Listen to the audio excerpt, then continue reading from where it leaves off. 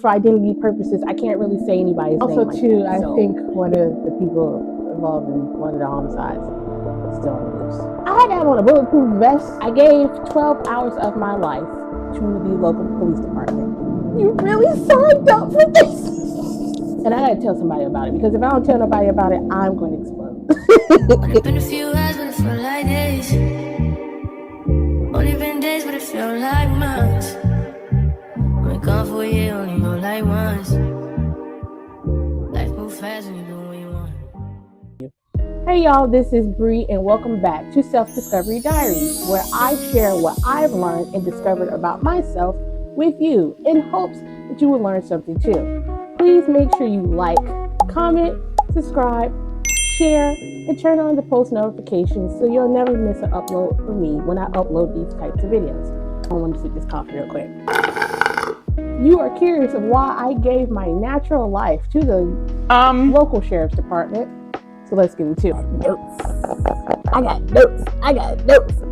notes. Last Friday, I participated in what is called a police ride-along. And for those of you who do not know what a police ride-along is when a civilian rides along with the police, sheriff, deputy, however they call it in your local jurisdiction during their shift.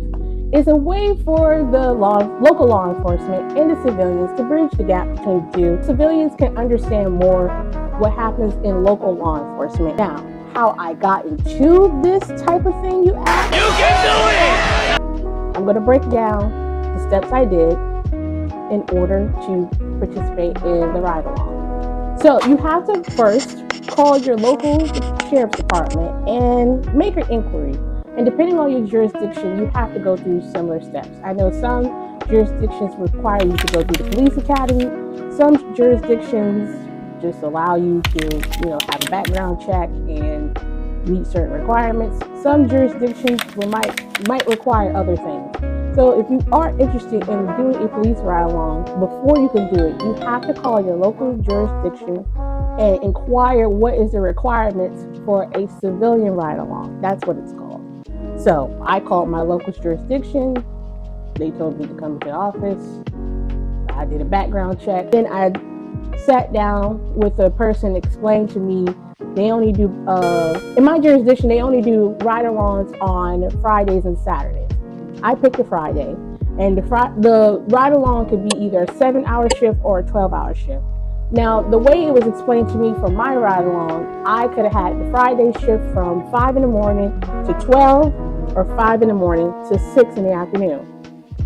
That's one shift. I had 5:45 in the evening to 12 midnight, or 5:45 in the evening to 6 in the morning. I chose the 5:45 in the evening to 6 in the morning because at the time I had a feeling like, okay, if I picked the 12 o'clock shift, something was probably going to happen at 3:30, and I'm like, oh my God. All right, see, that's what I get. I should have just stayed on the shift, but that's what it was. I chose the shift. I was told where to meet the local deputies. I gotta not say officers, they're deputies. Oh, and there's a difference between that too, but I'll get into that later. I was told where to meet my local deputy for the shift, when to meet for the shift, what time for the shift, and everything was a smooth process, and I just had to wait. So the 16th of January rolls around. Got to my local substation. The substation is saying like, this is where all the sheriffs meet. This building that they have that's just for them, and they meet up for their particular shifts. They talk about what needs to be done, etc., etc. Went to my local substation. 5:25. I went to my local substation to meet up with the deputy that I was going to be riding along for the night. Went, explained, hey, my name is Brianna. I'm here for the civilian ride along. I'm supposed to be meeting up with person at this time. Cool. Okay. So come inside the substation. You're going to wait in a room. They have a room called roll call. It's just a small meeting room with like 4 tables. Just sit there, but don't sit in the commanding officer's seats. Got it. I get it. So I sat in the seat. I waited for, time for the ride along. I was escorted with a particular deputy. We're going to call him Deputy T. Because also too, before I actually was like coached at the station what to do for the ride along. I couldn't take any pictures. I couldn't film anything. And most likely for identity purposes, I can't really say anybody's name like that. So in nickname, I'm going to explain no identities of the people that was involved as far as like the civilians and the officers and the lieutenants. Their real names are not being given. Everybody's getting a nickname. Everything's going to really be on the like, okay, you find it, I didn't say it. You real good at what you do. I met with the lieutenant on shift, put me with Deputy T. Cool person, right? Left the substation. Deputy T has a specific side of town that they patrol. That was the first thing I learned right off the bat. Oh, also too, I kept saying officer, and real quick, Deputy T was really quick to tell me there's a difference between officers and deputies. And I'm gonna Google that real quick so I can tell you the difference too. My handy dandy iPad. The difference between the deputy and officer is basically the jurisdiction that they're over, or just the area. Police officer enforce laws within specific city limits. So in my local city limit, you see police officer, that's the police. Focusing on municipal issues, while deputy sheriffs, because that's who I roll with a deputy sheriff, covers an entire county, including unincorporated areas, often handle jail operations, court security, serving warrants, offering broader but sometimes less localized law enforcement. So I was with Deputy T, and Deputy T and the other deputies I was with that night really do the whole county. Deputy T did like a section of the county, and he also does business. So, All right, so that was one of the first things I learned with Deputy T that night is there's a difference between an officer and a deputy. So that was one. Two was technically into one. I learned that all the deputies have specific sides or parts of the jurisdiction that they're under.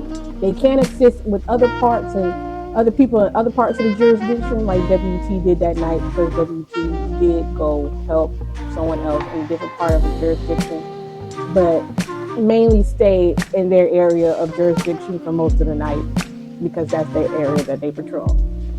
3, really starts rolling into my notes. The deputies can be called for things. You'll be surprised what deputies and the sheriffs can be called for. I was kind of surprised what deputies and the sheriffs can be called for. Because some stuff I'm like, y'all called them for this? But okay, show up.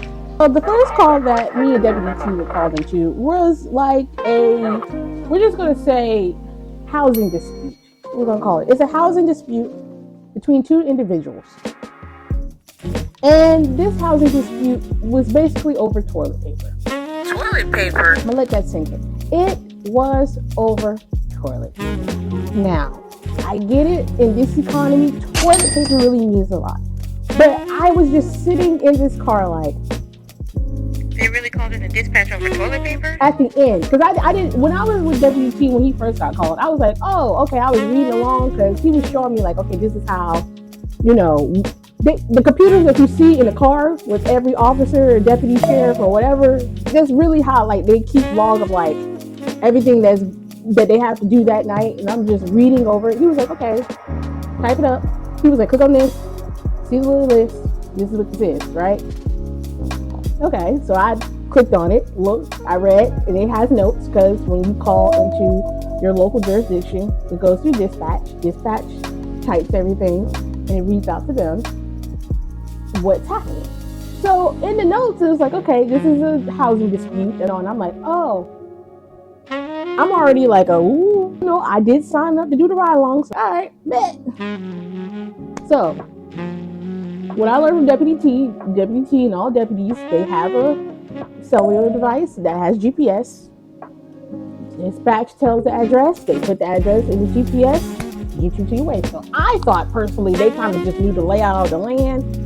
Who told you that? But then again, when I sit back and think about it, I'm like, my jurisdiction as a whole, the county is really big. And it's multiple cities within my jurisdiction. I don't know, how would they know where to go? It's not like they have an inside map in their head. So the whole map thing on the phone makes sense. Deputy T typed in the address. We rode over there. I looked around. I was like, okay. I mean, I kind of know where we at. Don't remember the name of the neighborhood off the top of my head, but I kind of know where we at. Deputy T pulled up, hopped out the car, immediately got a security area. That's the fourth thing that I learned. Every time officers, deputies roll up, they have to secure the area.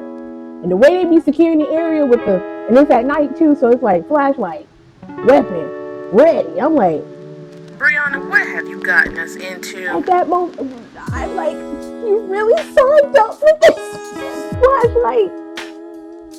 I mean, the weapon wasn't like out, but you could tell WT was like, okay, in case something pop off. I'm like, okay, 1, 2. I'm like, I'm sitting in the car because the way I grew up, just be aware of your surroundings. Look around, see what's around. I'm sitting in the passenger seat. I'm just like,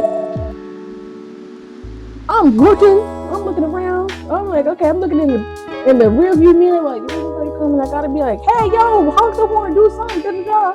And it's like, okay, so he looks around the house. Another thing too, Deputy T was very good about like, okay, I do have a civilian. I cannot let her be harmed. Before you can come out, I got a security area, so you can come out. So at this point too, someone else got called to the scene. Deputy A, we're gonna call Deputy T is the deputy I'm with. Deputy A is another deputy that came on scene. Once Deputy T got done securing the area, him and Deputy A went inside, and they was talking to the people that was in the house that called for a housing dispute.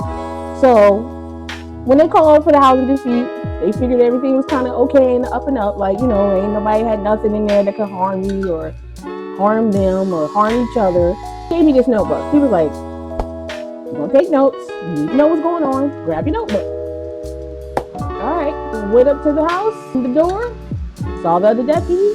The other deputy was like, all right, man, listen, I got you. I'm gonna get you the toilet paper. Don't worry about it. Da-da-da. As we're opening up the door, the lady that he was in a dispute with walked out. She was like, da-da-da-da, I'm leaving, da-da-da. And she walked, off that way. Didn't really get to go in the house. Didn't really understand what was happening. Till Deputy A drove off. I guess he was going to get the toilet paper. Deputy T was like, toilet paper. I'm like, toilet paper? Toilet paper. They really was fighting over toilet paper. It was nothing major. It was just over toilet paper. Problem was solved by Deputy A. Deputy A was going to go get toilet paper. You can be called for anything. Understand that. I'm okay with it. I ain't got to see nothing traumatic. I ain't got to be in real danger. Cool. Editing Brianna here. I forgot to add this part to the ride-along experience. The lieutenant on duty that night explained that the deputies do not have a clock-in, clock-out schedule. They have a start time and an end time, and they have to take their breaks, such as eating and using the restroom, as they have free time to do so. Deputy T was so kind enough to ensure that I was fed during my time with him, and we ate before the second call of the night. So that was call 1. Call 2 was considered another housing dispute. It was mom, child, extended relatives. That's over there. Mom and child were having disagreement. We were called to assist because there was already another deputy on scene. We'll call him Deputy Q. Deputy Q were talking to mom. Deputy T talked to child. Our child is explaining how, they really don't want to be, in the house. They feel this way about certain things, yada, yada, all the things. Want to run home, want to be out, want to have freedom, want to do what they don't want to do. All the things you always feel as a teenager. And me kind of seeing myself as far as I have been a teenager before, obviously. I kind of saw myself in child a little bit okay, you're this age, you're not really a baby, but you're not an adult. You kind of feel like you've grown, but knowing now what I know now at 32, you ain't grown. But anyways, long story short, child feels as if they're just aggravated, frustrated. A lot of things probably are going on behind the scenes. I don't know. Mom is aggravated, frustrated behind the scenes that I don't know about. I am just here to do the ride along. I just took notes. I wasn't even allowed to speak. Unfortunately, due to the nature of the housing dispute, there's a report in the system. And I hate it. Y'all will have to listen, see, and judge. I really do hate it. That call really kind of like, that kind of like tugged at me a little bit, because I'm like, I know how child feels. I know how child feels. Amongst other pieces of information that, I learned during that call that I'm not at liberty to share. All I can say is, if you are a parent of a teenager, I totally feel, and if you are a teenager, I totally feel both ways. So that housing dispute really got to me. But, hey, you got to see all aspects of what deputies deal with, and sometimes you're going to be on these calls as a civilian, and it's going to tug at you. It's going to remind you that people are human, and everybody got stuff that they're dealing with. So you ain't the only one. They got stuff to deal with. Oh, also too, really enough, I think I remember this family. That's another reason why I'm not putting their business out there, because I think I remember this family from my childhood, and I did disclose that to WT. I was like, I think I know them. But then again, I have to remember, this is the jurisdiction that I was born and raised in, so if I saw people on this call, this shift that I knew, I was like, hi, I'm just here, don't in your mind. But anyways, next call. Baby, I really learned some stuff in this call. Okay, so me and WT went to go assist some other deputies, because at this point, it wasn't just Deputy Q or Deputy A. This call, we didn't see Deputy A again. I don't think we saw Deputy Q. But we saw Deputy A again, and a host of other deputies that I went with to go see, that I just saw like a few hours earlier at the substation. Now, at this call, there was another deputy that was on scene. Deputy went up to a car. Car had female A, male A. Female A, male A. Another deputy. We'll call him Deputy R. Right. Deputy R went up to car to speak to female A and male A. Window rolled down, right? Deputy R said when the window rolled down, nature's grass can be smelt from the car. Now, this is him relaying it to me after it happened. I pulled up with Deputy T after everything happened and everything transpired. Deputy R said that, tapped on the window, like, hey, what y'all doing? Because it was in like a local park within our jurisdiction. And it was like 10 something at night, and there was a car sitting there. So, hey, what's up? What you doing? Female A, male A were in the car. Rolled it down. Nature's grass can be smelled from the car. I want to add this step that after nature's grass was smelled from the car, Deputy R had stated that both of the individuals need to get out the car so the car can be searched. Once the car was searched, he found more evidence of nature's grass, and then this is when the rest of the events started to take place. Since nature's grass is illegal in my jurisdiction, A with me is like, it's not mine. It's not mine. It's not mine. And I agree with female A 100%. It's not mine. I'm not going down for this. Male was like, you know how men be. Bro, I ain't taking the charge for that. I ain't even. Now, here's where it gets interesting. Here's what I learned. Got out the car, search. Now, I'm going to tell you this since you need to know. You might need to know this. I didn't know this. How did I know this? I'm telling you. If you have nature's grass separated out individually, along with other things that make it look like you're going to pass it around on the good green earth, it's called intent to distribute. You cannot have nature's grass separated out in individuals and have other items that look like you might want to, i.e. make sure how much does this weigh and how much that weigh, if you catch my drift. That is an intent to distribute. I'm here to tell you what I learned that night. Don't have nature's grass out individualized in certain whatevers, and have other whatevers that tells the weight of things. If you know, that's an intent to distribute. Okay, that's what I learned from that call. The intent to distribute, and it must have certain factors. And also too, if you get pulled over by said deputies, not the deputies I was with, just deputies or police officers with in general, they're going to call a family member or a friend. Hopefully your family member or friend can come pick up your car. If not, it's getting towed. It was MLK weekend. So, you know, male A was put in the back of the car. At first, they told us we was going to transport male A. But then they was like, nah, we got it. We'll do it. I was like, oh, okay. So we ain't transporting nobody. Because Deputy T on the way was like, oh, we got to go transport somebody to the local detention center. I'm like, already? We already got okay, it's kind of... It was like 9 something. I was like, it's kind of early to be going to jail. But I mean, whatever. Going to jail during MLK weekend, you're sitting in there till Tuesday. That's how my jurisdiction works. I wonder if they still sitting in there.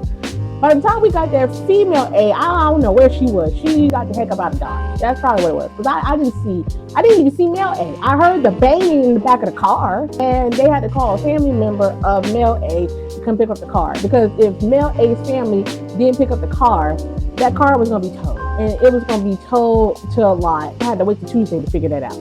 So, yeah, lesson of that call. Don't have nature's grass. In this jurisdiction, it's not legal. Don't have it separated out in individual things, with in addition to things that will weigh out said individual grass. Intent to distribute. All right. Moving on. This call. This is the call. The first and foremost, when I was with Deputy T, we was on one side of town. When this one hit, we had to zoom back to the other side of town where the first call happened. So I got to be not in a chase. I got to be like, oh, you got to rush to the scene. Something's happening and we need everybody on deck.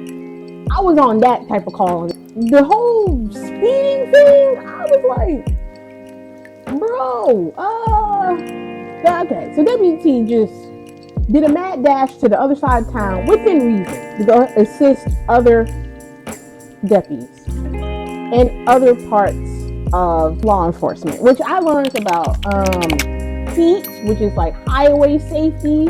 Those officers, sheriff deputies of my jurisdiction, I think that's all who came up. So this how it was explained to me by one of the other deputies. We're gonna call this deputy, let's say Deputy Y. The individual was on a moped. There were 2 stop signs. There was a stop, let's just say there's a stop sign here and then there's a stop sign further out. Deputy Y stopped the individual on a moped here. Now, already, the individual messed up because they was on a moped without a helmet. So, 1. Deputy Y got behind the individual, was like, okay, trying to stop them at first stop sign. They didn't stop. They went to the next stop sign. They moved further up the street to the second stop sign before they hit the major street. Still going. I guess the individual freaked out when they got to the second stop sign. They tried to book it with the moped. They crashed the moped. Tried to, once they crashed it, they would start running from Deputy Y and other deputies. They were running, hopping, jumping off fence. Box was thrown. They said a weapon may or may not have been thrown. I don't even know what happened. So when me and Deputy T got to the other side of town, they was, we pulled up. Deputy Y told Deputy T, like, hey, so-and-so dropped the box. Go pick up the box. Deputy T was like, all right, I got the box. So we had to go around, and then we saw a box in the middle of the street, and Deputy looked through the box. It's a bunch of hangers. Cardboard box. Hangers. What the fuck? And as we canvassing around for a supposed weapon, I was like, it smells like burnt rubber. I'm thinking this is from other deputies. Deputy Y and the other deputies in highway safety, going around getting buddy. That was Deputy T. It had freshly just happened. I said, really, Deputy T, you burnt rubber that bad? Wait, what? Yeah, that was me. Just happened. You just in the car. It didn't really feel like much because Deputy T did push it a smidge. Security set box, put box back, went back to where, now we end up back to where we originally started. So Deputy Y, Deputy T, highway safety, all these people are around. Have set individual in handcuffs, was complaining of chest pains and breathing problems and all this other stuff. They had to have medics be called out, so I did see EMS come out, and it was like, okay, 10-2, person being arrested. That individual was placed in the back of the car I was riding with as EMS was attending to him. Deputy T started getting to real, like, Deputy T was always in work mode, for real, for sure. But, you know, I really got to saw Deputy T in work when, you know, when it came to, like, the individual had items that belonged to them. Deputy T was very like, no, you gotta write down a report of what happened, process through the individual's items that belonged to them. I had to go take some stuff and place it on the moped. What else happened? Mostly during this particular call, I stand around and observe, but I didn't really, you know, I'm a civilian. I can't really be too much in the way. I'm going to read off these citations just so you know. Please don't do this. It was 6 citations off of that one encounter. When I think back on it, it happened so quick. It couldn't have took no more than like 10 minutes to go through this whole thing before we got there. I'm going to read the citations. Under the influence of illegal substances, operating a vehicle that's less safe. Unsafe speed. Failed to stop at a stop sign. Reckless manner from blue lights. I learned that night too. That one is the one. Basically, that is just jargon from you ran from the police. When you run from law enforcement, kids, that is a felony. Spell it with me now. Felony. Running from law enforcement is considered a felony. So what you're saying is that will be on your record. No, I don't want it. I can't hear. I do not want it. Driving a vehicle without a helmet and disregard of life or property. Everything but reckless manner from blue lights is a misdemeanor. Buddy just would have been like cooperative, would have just kept it at a misdemeanor. But, you know, under the influence of illegal substances, kind of like, you can tell, like, judgment was not all the way there. So you're under the influence of illegal substances and you're kind of, you know, already scared of police interactions. I can see how it can elevate to reckless manner, i.e. running away from the police. But when you run away from law enforcement, that upgrades to a felony. So why are you running? Why are you running? 6 citations. I wrote it. 6 citations. 5 of them was just misdemeanor. Reckless manner, running away from law enforcement, I'm gonna just code it like that, is the felony one. And I think that's the one that's really gonna like stick on the record. Because I can just kind of tell they don't like when you run from them. It's really irritating. Now, we were told, me and Deputy T were told that we're transporting said individual to our local detention center, i.e. the jail. Okay. When we are transporting said individual to local detention center, I was riding in not the regular Charger car, but like the Explorer car. So I was like, oh, okay. Transporting said individual back to the local jurisdiction, i.e. jail. Individual out of the back of the car, walked them in, closed the door. There's a table. All said individual who was under custody, all their stuff is placed on the table and is sifted through. A report is being written. Say individual cuffed. Have to read a sign. Long story short, is a sign within the local detention center before you're being booked in that says, hey, it would be helpful if you tell us your social security number. If you tell us your social security number, it kind of helps us keep track of you while you're in here. You don't have to. I mean, you don't have to if you don't want to. But it would be nice if you do, so we can keep track of it. I really saw the whole process of what it looks like when someone gets booked in jail. Stuff is placed out on the table, it's sifted through. You have change on you. When you're being booked, it will be counted. It will be placed separate in a, bag. All this stuff. All your stuff will be looked through. Your ID, everything you have will be looked through when you're being booked. Editing Brianna here. I need to mention that while the individual was having his items sorted through, one of the nursing staff and officers came into the holding room. The individual had his vitals checked. They questioned him about different information to gauge his responsiveness and etc. We escort said individual further into like the sitting area where they say, hey, this is what's going to happen, blah, blah, blah. I'm just standing. So let's see. When you walk in the door to the detention center, the forward this way is like, okay, this is where the officers, this is the control room. We'll just say this is the control room where the officers and the medics and stuff is this way. And then in the little corner, that's where the restroom is. Behind is the cells. And the cells go from here around to here. You're like, Can't believe it. Oh my God. Ain't no way in the world. They locked up for real. Okay. So, make a long story short, went through the whole process of, making sure that the person was transported from scene of the crime to the jail. All right, I wonder what happened to that individual.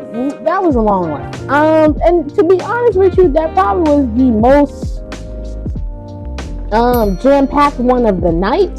Too much, going on. The next call that we went on was due to the simple fact that we went to a call that someone was sitting outside of our local food establishment. And at this point, it had to be around 12:30. It was one of those things where I don't really know how to feel about when stuff like this happens. Because it's okay, I get it. You can't be outside people's establishment late at night. And it's MLK weekend. And it was 30-something degrees. But high-key comma, I don't know.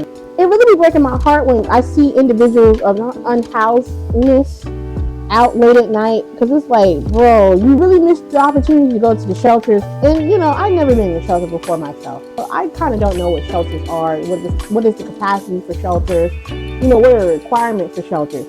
It just broke my heart to be yo, it's 12:30. It's cold. It's MLK weekend. You really have nowhere to go. But you can't sit on the porch. He gave the individual warning hey, you can't be here. It's late at night. Think about that. Gotta do something about the homeless population as far as I be wanting to be can we just build a building and it don't have to have all these restrictions and requirements? Can they just have somewhere to go? I hate that. Alright, and then also too, this time of the night, it really was starting to wind down because here's the thing about my local jurisdiction.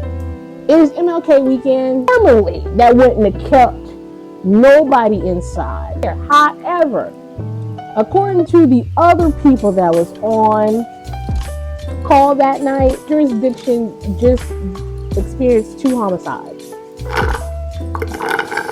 One of the homicides was down the street from where I got food, and it happened a few days before. Didn't know that. Like I said, so didn't know that. And also too, I think one of the people involved in one of the homicides is still on the news.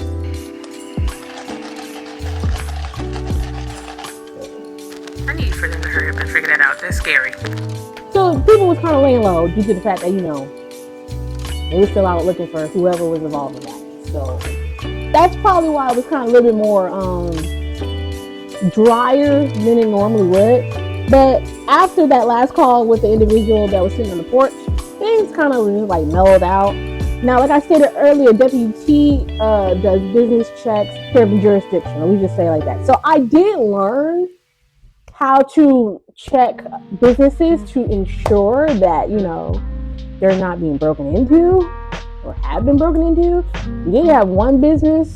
I'm not going to say the names of any businesses because they are nationwide franchises, and we do have a couple of them in my hometown. Girl, please. We did have one business that did have, you could tell someone threw something in the window, and the window broke.